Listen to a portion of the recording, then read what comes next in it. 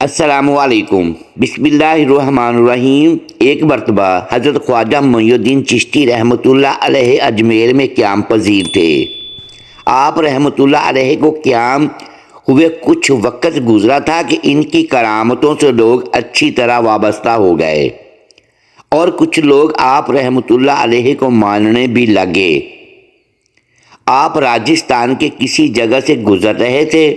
اس دور میں کوئی سورج کی پوجا کیا کرتا تھا اور کچھ لوگ طرح طرح کی چیزوں کی پوجا کیا کرتے تھے۔ اچانک آپ رحمۃ اللہ علیہ کے مریدوں کی نظر ایک گائے پر پڑی جو پتھر کی بنی ہوئی تھی۔ دیکھنے میں بڑی خوبصورت تھی۔ لوگ اس کی پوجا کیا کرتے تھے۔ آپ رحمۃ اللہ علیہ کے مریدوں کے دل میں یہ خیال آیا کہ یہ گائے اتنی خوبصورت ہے تو کیوں نہ اس کا دودھ ہمیں مل جاتا۔ کاش ایسا ہوتا، یہ گائے دودھ دینے لگ جاتی اور ہمیں اس کا دودھ مل جاتا۔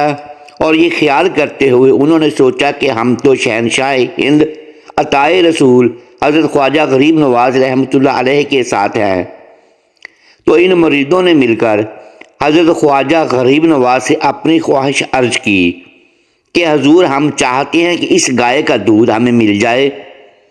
حضرت خواجہ غریب نواز رحمۃ اللہ علیہ اپنے مریدوں کی یہ خواہش سن کر مسکرائے اور فرمایا، ٹھیک ہے، چلو۔ جیسے ہی خواجہ غریب نواز رحمۃ اللہ علیہ اور ان کے مرید پتھر کی گائے کے پاس گئے تو اس گاؤں کے لوگ وہاں جمع ہو گئے اور کہنے لگے کہ آپ لوگ یہ کیا کر رہے ہیں؟ ہم ان کی پوجا کرتے ہیں، آپ لوگ دور ہٹ جائیے۔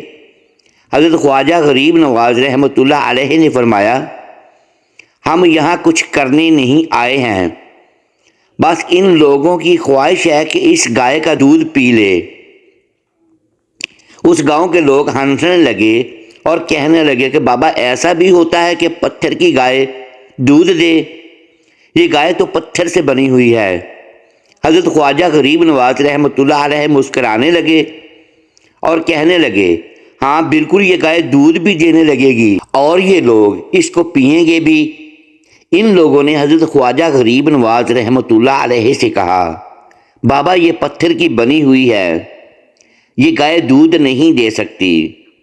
حضرت خواجہ غریب نواز رحمۃ اللہ علیہ نے فرمایا کہ جاؤ، تم اپنے اپنے گھروں سے برتن لے کر آؤ تاکہ اس گائے کا دودھ لے جا سکو۔ وہ لوگ اپنے اپنے گھر جا کر برتن لے آئے اور کہنے لگے کہ آج ہم بھی دیکھیں گے کہ یہ بابا آخر کیا چاہتے ہیں۔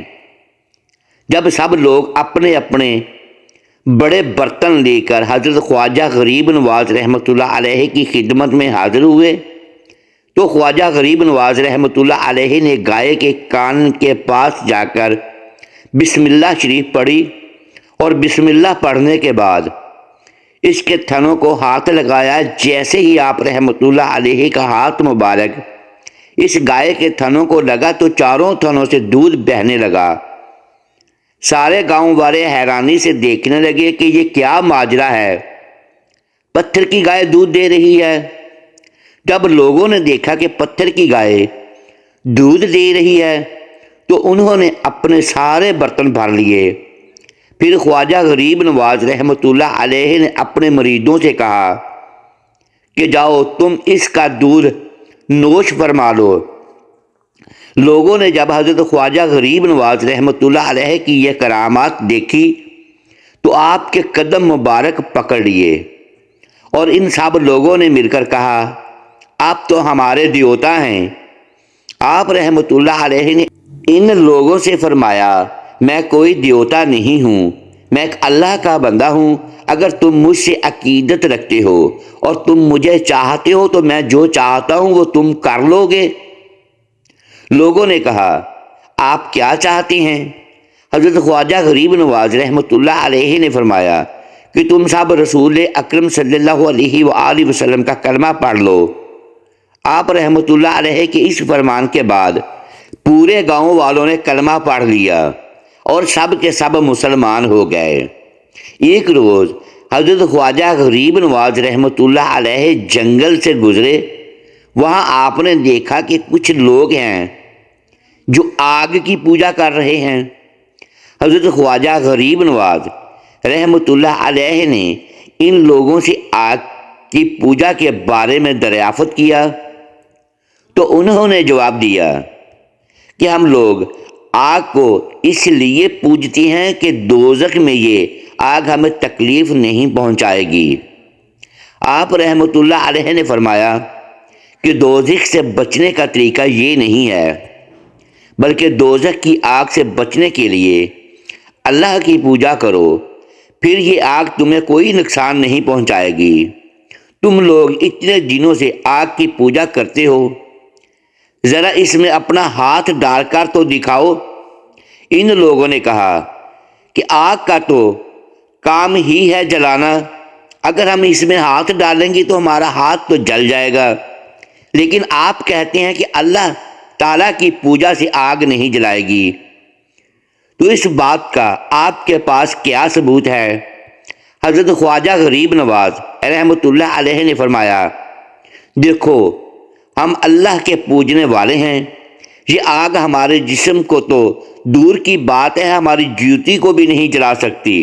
یہ فرما کر آپ نے اپنی ایک جوتی آگ میں ڈال دی، بہت دیر تک وہ آگ میں رہی مگر اس پر آگ کا ذرا سا بھی اثر نہ ہوا۔ یہ دیکھ کر سب کے سب مسلمان ہو گئے۔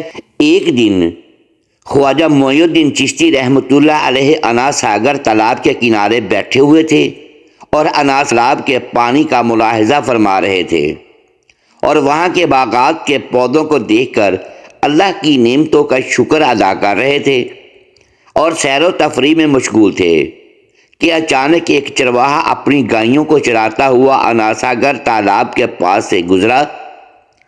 خواجہ معین الدین چشتی رحمۃ اللہ علیہ نے اس چرواہے کو بلایا اور فرمایا، بیٹا بھوک لگی ہے، کسی گائے کا دودھ نکالو اور دودھ پلاؤ۔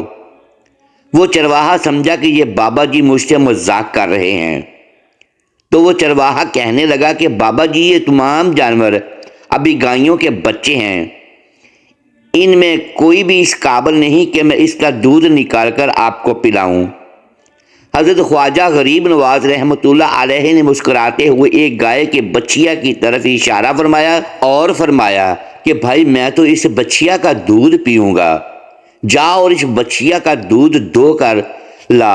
وہ ہنسنے لگا اور کہنے لگا کہ بابا جی میں نے عرض کیا ہے کہ یہ تمام بچیاں اس قابل نہیں کہ یہ دودھ دے سکیں۔ خواجہ معین الدین چشتی رحمۃ اللہ علیہ نے فرمایا، میاں تم جاؤ تو صحیح، جا کر برتن لے کر تھنوں پر ہاتھ پھیرو تو صحیح، اگر میرے اللہ نے چاہا تو یہی بچیا جو ابھی دودھ کے قابل نہیں ہے اتنا دودھ دے گی کہ انشاءاللہ ہم دونوں دودھ سے سیراب ہو جائیں گے۔ جب اس چرواہے نے بار بار بابا جی کا اصرار سنا تو حیران ہو کر برتن لے کر اسی گائے کے بچے کے نیچے بابا جی کی تسلی کے لیے جا بیٹھا۔ جب وہ چرواہا اس گائے کے بچے کے نیچے بیٹھا تو تھن سوکھے ہوئے تھے، لیکن جب اس نے اس کے تھنوں کو ہاتھ لگایا تو اللہ کی قدرت سے اور خواجہ غریب نواز رحمۃ اللہ علیہ کی نظر پاک کی کرامت سے اس کے تھن دیکھتے ہی دیکھتے دودھ سے بھر گئے۔ اس نے دودھ نکالنا شروع کر دیا، ایک برتن دودھ سے بھرا، پھر دوسرا بھرا، پھر تیسرا بھرا، پھر چوتھا برتن دودھ سے بھرا، گویا پہلے دودھ کا نام و نشان نہیں تھا اور اب دودھ ختم ہی نہیں ہو رہا۔ ادھر سے بچیا نے دودھ دینا شروع کر دیا اور ادھر سے خواجہ معین الدین چشتی رحمۃ اللہ علیہ نے دودھ تقسیم کرنا شروع کر دیا۔